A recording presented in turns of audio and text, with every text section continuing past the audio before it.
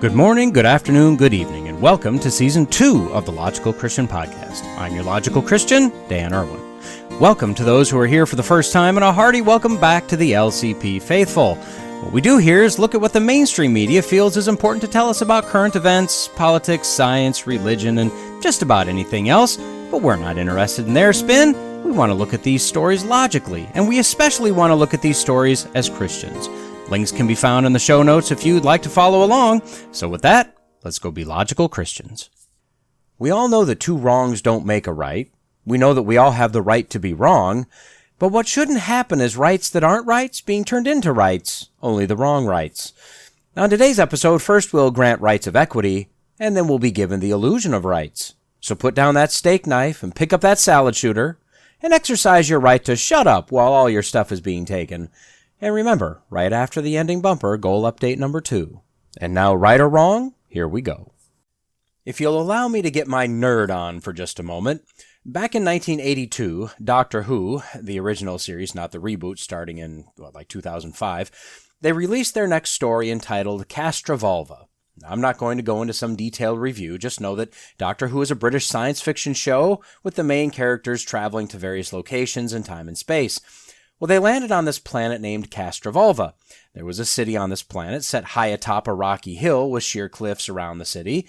Fun fact, they got the name from an M.C. Escher lithograph printed in 1930 showing the Abruzzo village of Castrovalva in Italy, which sat atop a sheer cliff. Anyway, arch nemesis of the Doctor, named the Master, unbeknownst to the Doctor and his companions, actually created the city they found themselves in. In an attempt to kill the Doctor, the Master designed this city to slowly collapse on itself through a process of recursion.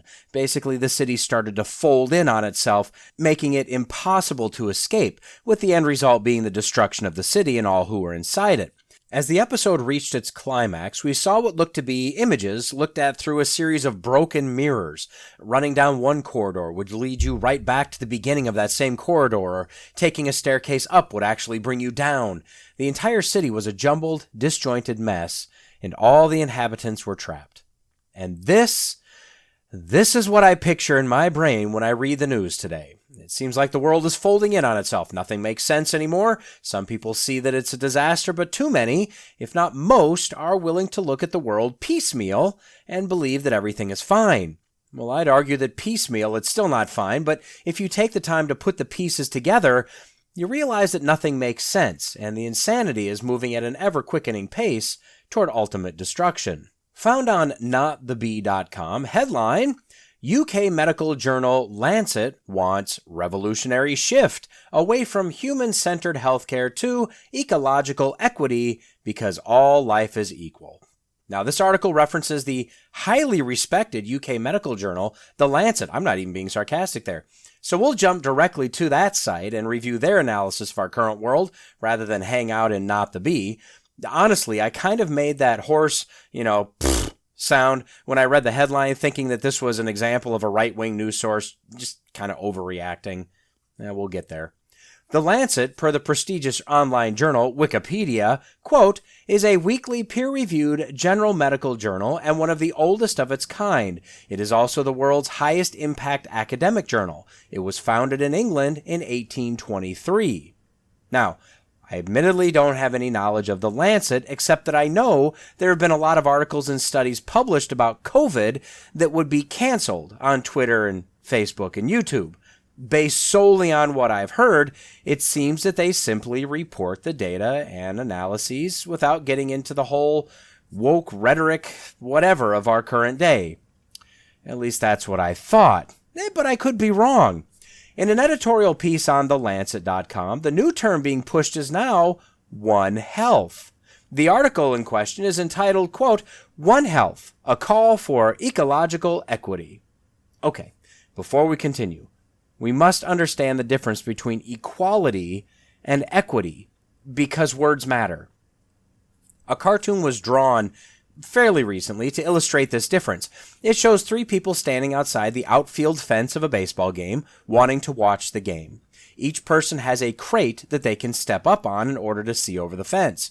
The problem comes in with the heights of the 3 people. One is tall, one is medium, or I'd like to think average height, and then apparently we have a little person. Now, with each person having their own crate, the tall man stands with the top of the fence about mid-belly. The medium height man has his head fully over the fence, and the short man can still not see the game. That is labeled as equality, each person having one box to stand on. Equity, however, in the right-hand panel of the cartoon, shows that the short man gets 2 crates, the medium man gets 1 crate, the tall man gets no crate, and with that, they can all see over the fence. So what's wrong with equity? Well, nothing if the tall man looked over and offered the short man his box as a charitable act. The problem with the equity that is discussed these days is that the tall man would have been held at a figurative gunpoint and be told to give up his box to the short man. Think of this as the concept of affirmative action with regard to college, or diversity quotas placed on employers, or an unfair, unequal income tax code, or reparations being exacted and demanded of the taxpayer with the correct or incorrect skin color. Bottom line, equity is fine if it's through charity. It's coercive and evil if it's demanded of you. Unfortunately, in nearly all cases, equity means the latter in our world today. And this is where I'm afraid we find the Lancet leaning now as well. Apparently, the idea of One Health is advanced to the point that there is a One Health high-level expert panel, as well as a 4-part series on One Health and global health security. Now, this editorial starts, quote, "The notion that the well-being of an individual is directly connected to the well-being of the land has a long history in indigenous societies. Nowadays, the term One Health has become an important concept in global health. The One Health high-level expert panel defines One Health as an integrated, unifying approach that aims to sustainably balance and optimize the health of people, animals, and ecosystems. It recognizes the health of humans, domestic and wild animals, plants, and the wider environment, including ecosystems, are closely linked and interdependent." Now, at this point, I'm still making the horse noise. I think we can all agree that there's a balance in the ecosystem, and plants, animals, humans, even bacteria and viruses are part of our world and the operation of it. They go on. Quote, "Although the series focuses on pandemic preparedness, One Health goes way beyond emerging infections and novel pathogens. It is the foundation for understanding and addressing the most existential threats to societies, including antimicrobial resistance, food and nutrition insecurity, and climate change." Okay, I'm still okay at this point. I may not agree with their points and or solutions, but I'm still hanging with them on their premises. And then the second paragraph, cleverly, almost deviously placed directly after the first paragraph, quote, "Modern attitudes to human health take a purely anthropocentric view that the human being is the center of medical attention and concern. One Health places us in an interconnected and interdependent relationship with non-human animals and the environment. The consequences of this thinking entail a subtle but quite revolutionary shift of perspective. All life is equal and of equal concern. This understanding is fundamental to addressing pressing health issues at the human-animal-environment interface.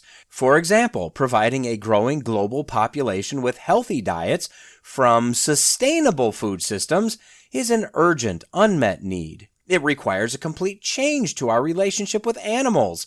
The Eat Lancet Commission takes an equitable approach by recommending people move away from an animal-based diet to a plant-based one, which not only benefits human health, but also animal health and well-being."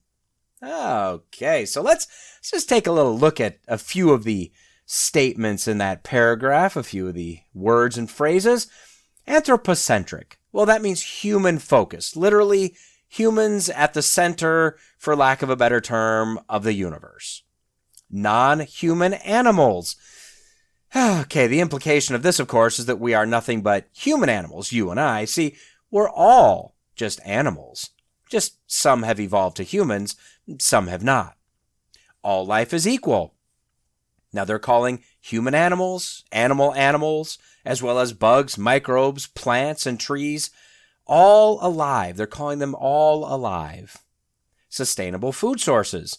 These are non-animal sources. You and I may think that animals are a sustainable food source as we can continue to produce livestock, as has been done for thousands of years, but they define sustainability as non-animal sources, plants. And as we're seeing more and more, bugs. Everyone wants us to eat bugs like crazy these days. Benefits human health. Well, says who? The assumption is that vegetarians or vegans are healthier. Have you seen some of them? I don't think there's any data out there that shows a vegetarian lifestyle results in greater health. I think there's other studies that probably show it's the opposite. More importantly, though, benefits animal health and well-being. And there you go. Because remember, we're all animals, just some are humans and some are animals. Then they move into what's called the false cause fallacy. They try to connect COVID and this One Health concept, and there's no connection there. Not for a rational, logical, data-driven human animal, at least.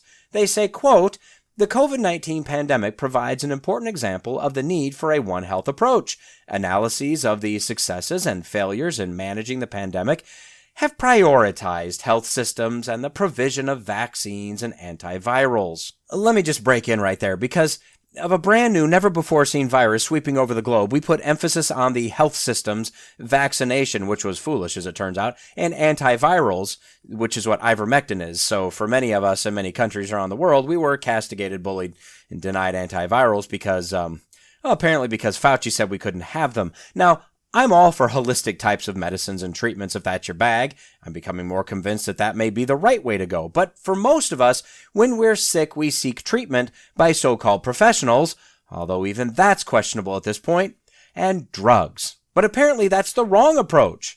They continue, quote, "But understanding the causes of the pandemic demands a broader ecological perspective. This lesson has not been fully learned, and so we remain susceptible to future lethal emerging infectious diseases. The One Health series recommends the involvement of more environmental health organizations to better integrate environmental, wildlife, and farming issues to help address challenges relating to disease spillover." Oh, sure.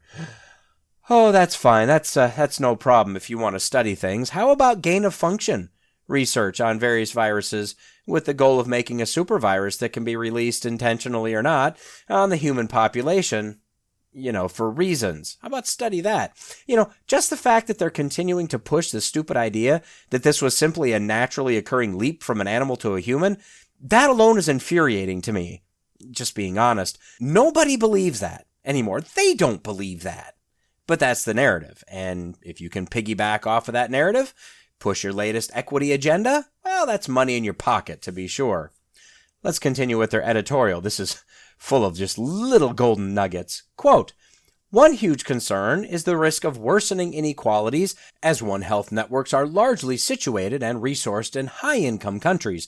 The current One Health architecture of institutions, processes, regulatory frameworks, and legal instruments has led to a fragmented, multilateral health security landscape." Okay, so the wealthy countries are the ones that can afford to do the stupid things. That's what they're saying. We're the ones that have this idea that we're so smart, that we're so in tune to how this world and the ecological system works, that we just know beyond a shadow of a doubt that we need to change what's been done for millennia in order to save the planet. While those poorer nations, they're just too dumb to know any better.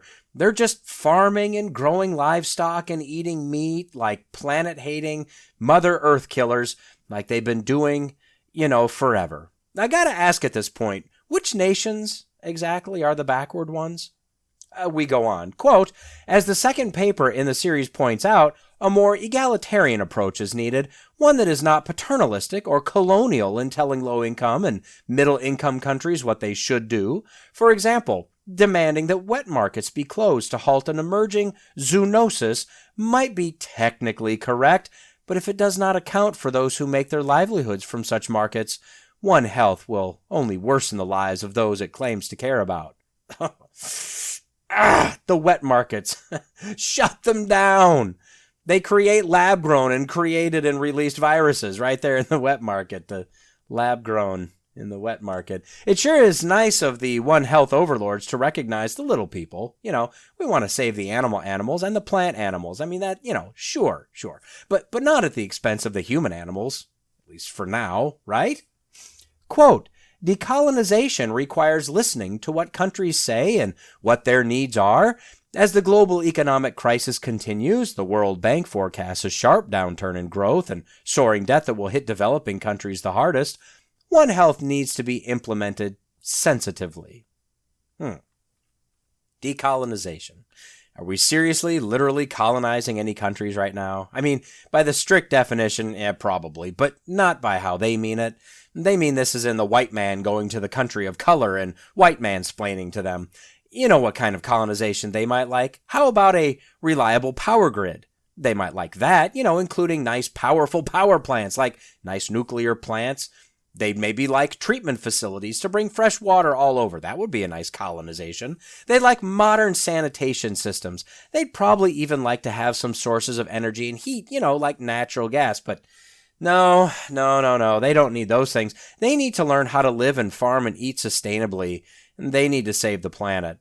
And since we're on a roll, let's hit their final paragraph in this wonderful editorial on the series, which, incidentally, they capitalize both the and series in the series, as if it's some sort of a god, which, if we're being honest.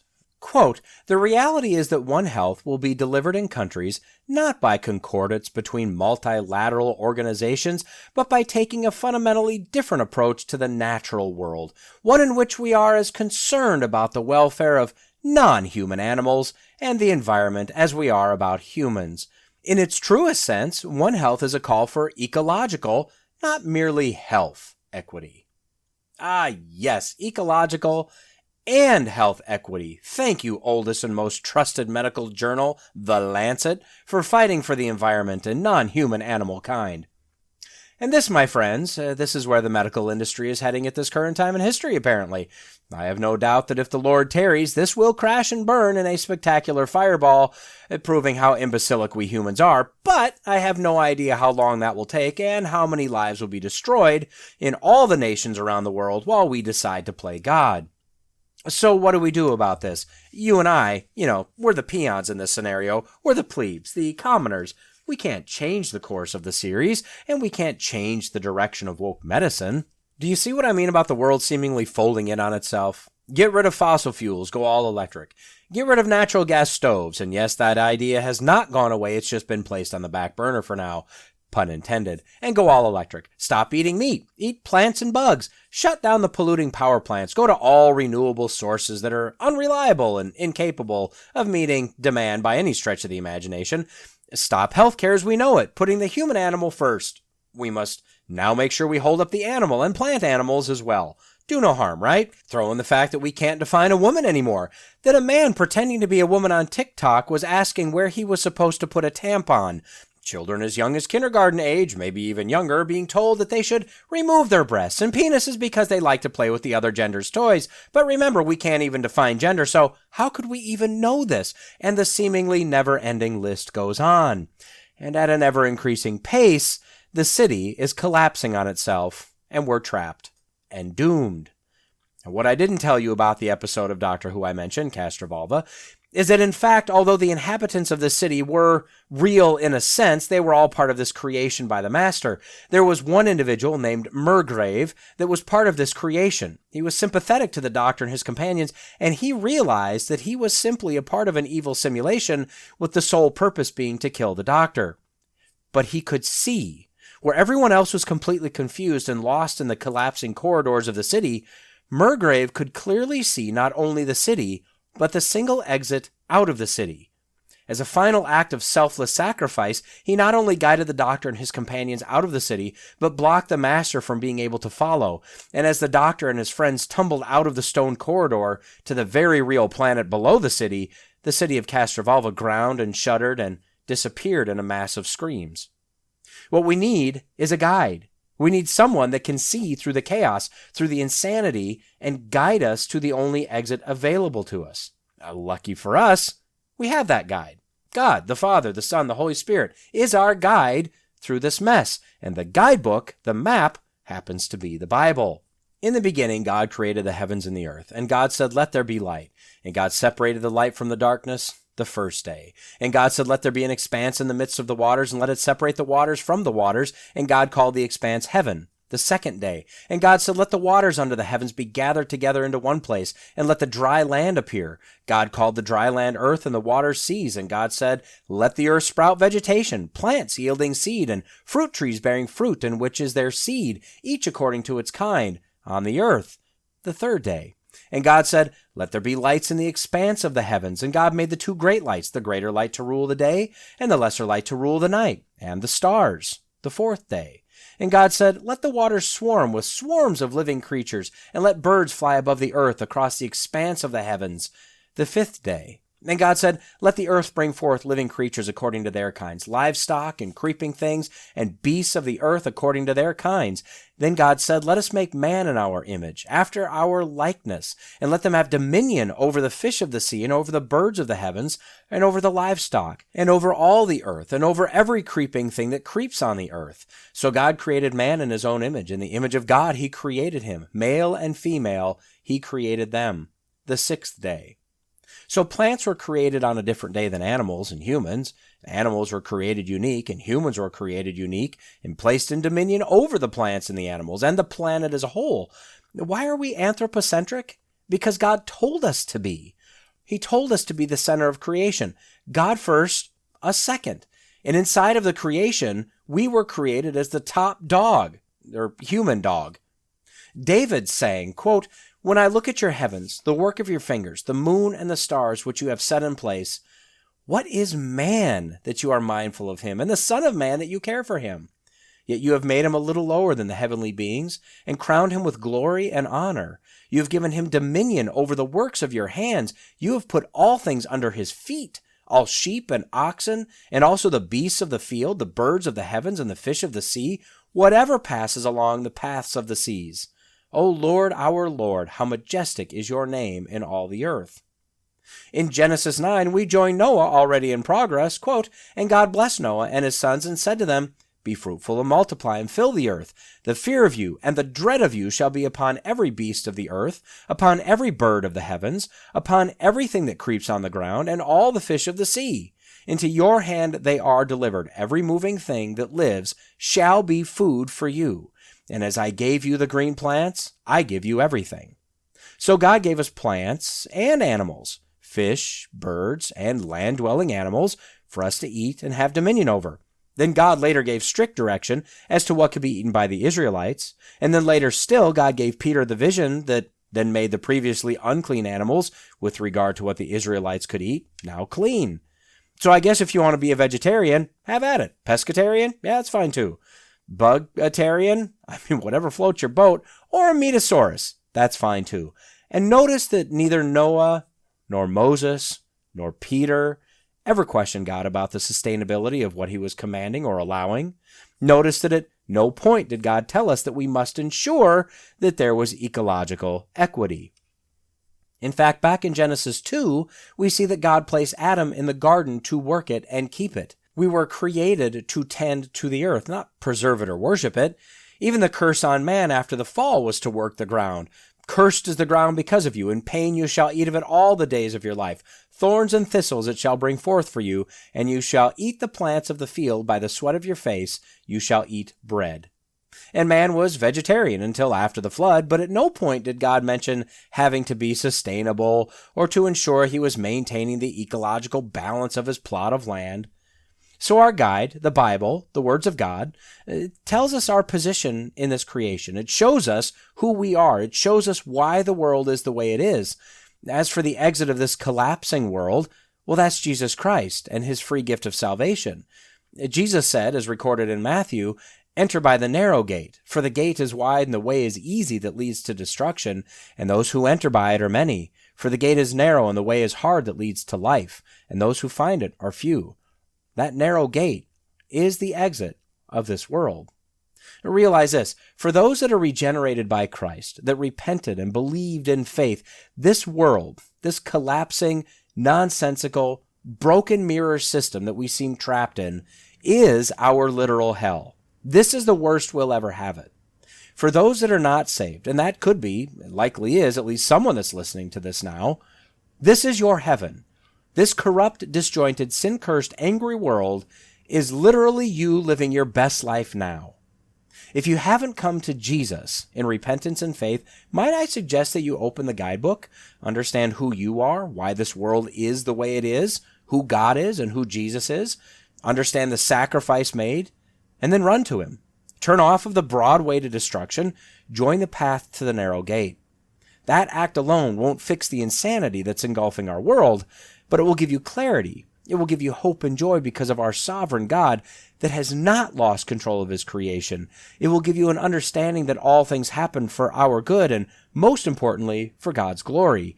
And it will help you see the lost world through his eyes and the importance of telling others of the hope you have within you. And one by one, we can make a difference, even as this world grinds to a chaotic end. A little riddle for you. When is your stuff my stuff? Give up? When I'm the government. Huh? Funny, right? No, not really. Unfortunately, this is one topic that shouldn't exist, but it does, and I, for the life of me, can't figure out how. But before I forget, welcome back to the American Genesis, episode 24. This is part 6 in our look at the amendments to the Constitution, in which today we'll cover amendment number 5, otherwise known as the Fifth Amendment. So I guess before we go any further, we should probably look at what the text reads. Quote, "No person shall be held to answer for a capital or otherwise infamous crime unless on a presentment or indictment of a grand jury, except in cases arising in the land or naval forces, or in the militia when in actual service in time of war or public danger, nor shall any person be subject for the same offense to be twice put in jeopardy of life or limb, nor shall be compelled in any criminal case to be a witness against himself, nor be deprived of life, liberty, or property without due process of law, nor shall private property be taken for public use without just compensation." Okay, so this one is kind of interesting as it covers a couple different topics in the same amendment, and they don't really seem to go with each other, while the next 3 amendments seem like they'd be a better fit to kind of mash together into one. But the early Congress, James Madison, inspired by George Mason, many others, they were pretty smart and they wrote things the way they did for a reason. Unfortunately, as we found with the other amendments, anywhere that politicians today can find a crack, a chink in the armor, well, they'll start to rip and tear away at it in order to interpret or reinterpret the clear meaning and intent of the text. So what do we see in this amendment? Well, really it breaks down into 6 parts, and that's what we're going to cover. So the first part. Nobody can be held or detained for a capital or infamous crime unless an indictment by a grand jury is returned. Now, there's a caveat to this. We'll get to that next. So think of a capital or infamous crime as a felony at the federal level. Things like drug, firearm, fraud charges, things like that, committed on federal property or across multiple states. So as much as many of us, or most of us, would like to see certain criminals that commit certain crimes to be dealt with as swiftly and severely as possible, well, even criminals have rights. I mean, unless you slowly ambled your way through the corridors of the Capitol, politely interacting with those around you on January 6th, then you're guilty no matter what, and you need to have your rights taken away and be thrown in solitary confinement, beaten and re-educated for years. But if you're not one of that type of low form of scum, then you have rights. One of them is this first one. You have to have an indictment placed on you by a grand jury. Now, that said, I've been on a grand jury. Let me tell you, it was something. And that I can say for sure. Now, I can't say anything about any sort of the cases, right, because that's illegal, but there was one very interesting witness who came in wrist and ankle shackles, who told us all about the drug trade. And when asked, it had nothing to do with the case, but when asked if marijuana was a gateway drug, he laughed and said that it absolutely was a gateway drug. That's how they get almost everyone. So that's kind of information that I really think should be passed to someone. Anywho, a grand jury indictment isn't difficult to get, I'll be honest. The basic process is you sit in a room with a bunch of other people that don't want to be there, except for the 1, 2, maybe 3 individuals that just live for this. You know who you are. The prosecution comes in, they present the evidence, present witnesses, everyone but we jurors remain as they leave, and then we discuss, and then we can vote to either indict or not, or we can determine that we need more evidence. We have subpoena power if we so choose to exercise it. It's not very exciting, and to be honest, when I was sitting on it, I voted to indict every single time because the prosecution had what I thought was a solid enough case to at least bring it to a jury trial. Anyway, that's the basic process. You must have charges that pass the smell test in order to hold someone or charge someone with a crime. Number 2, the caveat to the above has to do with the military. Now, I don't know the military system. I'm not going to spend any time on it, but unless you live under a rock, you know that the military justice system is different than the civilian system. Now, why exactly is there a difference? I don't know, to be honest. I would think that maybe as a member of the military, you're held to a different standard of discipline, and to violate that expectation, to violate your oath, that carries a potentially more severe penalty. With regard to the land or naval forces, and by extension Air Force as well, and the militia, when in actual service in time of war or public danger, well, I read that time of war clause, and I thought that that probably only applied to the militia, not the other permanent branches. And so doing a little digging, I did find that in 1987, the Supreme Court took on a case, and they also came to that view. So I guess that's the view we'll go with. So the armed forces are always an exception to this grand jury clause, while the militia is treated as civilians during times of peace, military members during times of war. So as we spoke about in the third part of this amendment series regarding the Second Amendment, the right to bear arms, the militia would be akin to the National Guard today. And the amendment would bolster the argument that I made regarding that amendment, that it's actually stating the understanding that a state military-style fighting force is necessary for a state to maintain sovereignty, maintain security, right? And therefore, the citizens need to be armed as well, so as to keep the balance of power closer to neutral.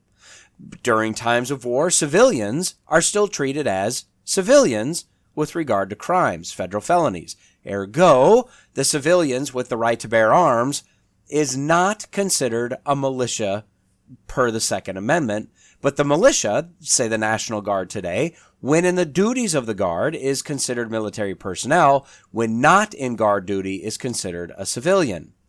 Hopefully that made sense. Third, the third clause is the double jeopardy clause. You can't be tried twice for the same crime. If you're found innocent, they can't keep trying the case until you get a sympathetic judge or jury. Now, that gets a little muddled, I think, with appeals, but if you're going to allow the defense to appeal a guilty ruling, you must allow the prosecution the same ability, and eventually the appeals run out. And then we get into the difference between a civil and a criminal trial. For those of you that remember the white Ford Bronco driving down the 405 by Al Cowlings, followed by a mass of flashing cherries and blueberries, all after O.J. Simpson for the murders of his wife and friend, or acquaintance, which was nearly 30 years ago already. I remember watching it in my senior homeroom in high school. Anyway, O.J. was first put on trial criminally, which somehow he was found not guilty. But then later he was put on trial for the same thing, but in a civil trial. Now, this is not violating the double jeopardy clause, as the motives of the suits are different and the penalties of the suits are different. But what couldn't happen and what can never happen is another trial of O.J. Simpson for murder with a different judge, hoping to find that judge or jury that will finally convict him. Right or wrong, once ruled upon, that's it. Fourth, you cannot be compelled to testify against yourself. And this is where you see people plead the Fifth. They're calling into play the Fifth Amendment, saying the Constitution grants them the right to clam up and say nothing. Now, I know that when someone does that, we're supposed to just take that sort of plea as non-testimony. But come on, we all know that when that happens, it's because they're guilty, right? Yeah, right? Probably most of the time, to be honest, but not all the time. You've probably all heard the quote, "Better to remain silent and be thought a fool than to speak and to remove all doubt." Similar to the biblical proverb, even a fool is thought wise if he keeps silent and discerning if he holds his tongue. Now, in my specific career, I've been part of a number of audits, either by internal company auditors or outside firms from customers or federal regulators.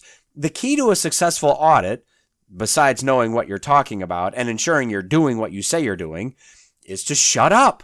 Just answer the question they ask. Nothing more, nothing less.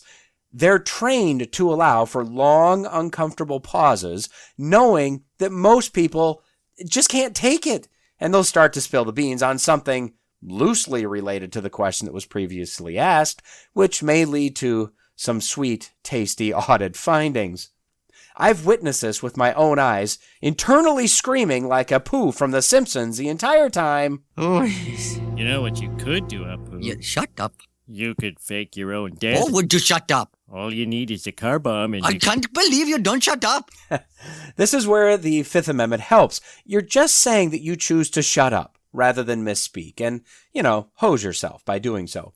Along with this, you can't be forced to testify against yourself. You can't be tortured, bribed, or otherwise coerced to testify. That's illegal. Which kind of brings us to number 5. You cannot be deprived of life, liberty, or property without due process of law. Kind of goes along with being compelled to testify against yourself, as in they can't take your stuff, they can't threaten your life, they can't just throw you in the tallest tower to coerce you into doing so. But this also stands alone, as legally the various authorities have no right to take your life, your freedom, or your stuff unless the legal system grants them that right. In comes civil asset forfeiture. Now, how can this be a legal thing? I just don't know. It's one of the most criminal acts that's being done by every law enforcement agency out there, or at least most of them.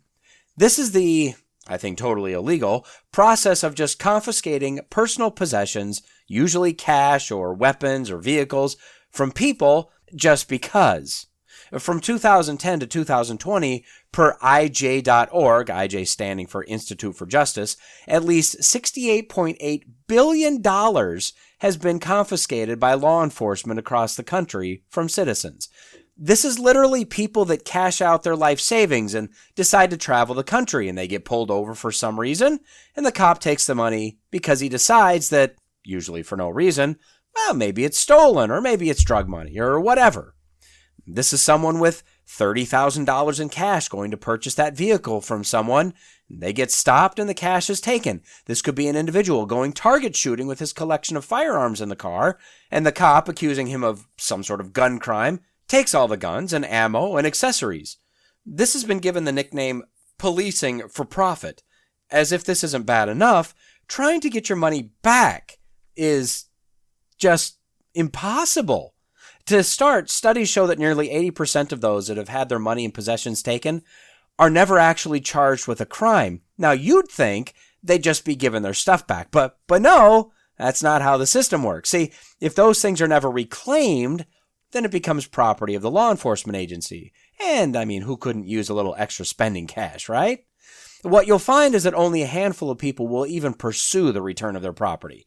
If it was a gun or two that didn't have special meaning, if it was a few thousand in cash, what does it take to hire a lawyer for the next 2 years or more in order to fight the court battles to get your stuff back, right? It's just not worth it. And out of those that do fight it, less than half actually win. In addition, state laws have been starting to pop up to curb this abuse, but a loophole exists that allows the state agencies to hand over the seized property to federal agencies like the FBI. And the FBI, through a sharing clause of some sort, will just turn around and on average give about 80% of that value back to the original agency. But now the cash has been laundered through our federal government. It's quite the scam. How the Fifth Amendment doesn't squash this legalized theft, I have no idea. Just make sure that if you're bringing a wad of cash with you, have receipts of where you took it out of the bank, or a paper trail of check stubs, or something to justify how you came into possession of that money. Unfortunately, there's no way to protect yourself in all possible scenarios, so maybe just don't get pulled over if you've got a car full of guns or cash or whatever. Now, similar to the fifth part, we come to the sixth part. Nor shall private property be taken for public use without just compensation. This one, I think, should be illegal also.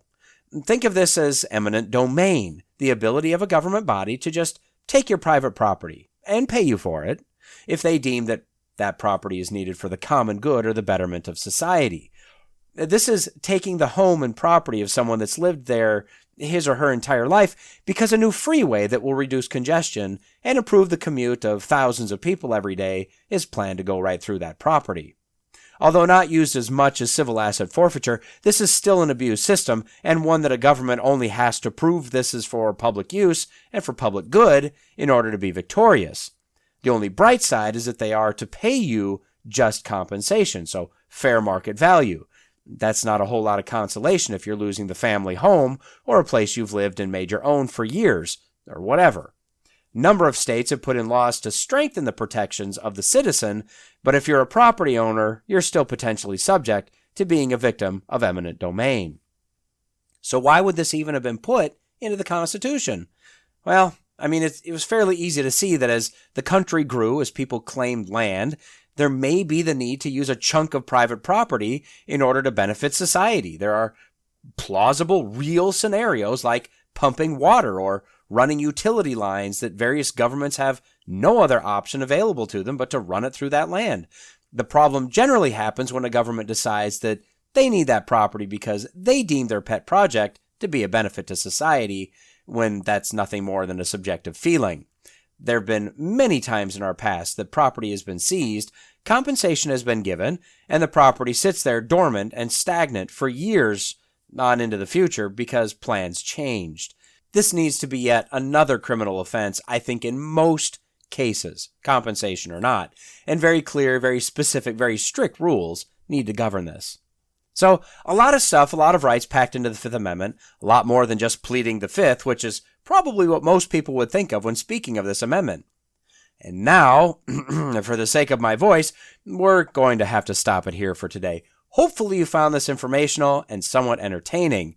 In Part 7, we'll take a look at the Sixth and hopefully the Seventh Amendments, as they, along with the Fifth and the Eighth Amendment, are all along the same vein. So with that, we'll bring Part 6 of our look at the amendments to the Constitution in our ongoing American Genesis segment to a close. So until next time. Well, we've reached the end of another episode of the Logical Christian Podcast. Don't forget to like, subscribe, comment, review, share, and all that podcasty stuff. Contact information can be found in the show notes if you'd like to reach out to me. Lawrence J. Peters said, "Against logic, there is no armor like ignorance." Jesus told us that if you abide in my word, you are truly my disciples, and you will know the truth, and the truth will set you free. So stay in the word, stay logical, stay faithful, and until next time, God bless.